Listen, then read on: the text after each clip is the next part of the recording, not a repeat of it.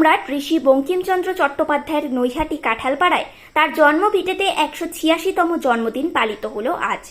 আজকে এই অনুষ্ঠানে উপস্থিত ছিলেন বঙ্কিম ভবন ও গবেষণা কেন্দ্রের অধ্যক্ষ দপ্তরের রতন কুমার নন্দী, উত্তর 24 পরগনা অতিরিক্ত জেলা শাসক পঞ্চায়েত পিনাকি রঞ্জন প্রধান, ব্যারাকপুর মহকুমা শাসক সৌরভ বারিক সহ একাধিক বিশিষ্ট ব্যক্তিবর্গ।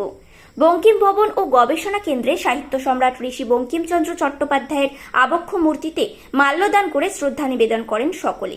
এরপর গোটা বঙ্কিম ভবন ঘুরে ঘুরে দেখেন তারা।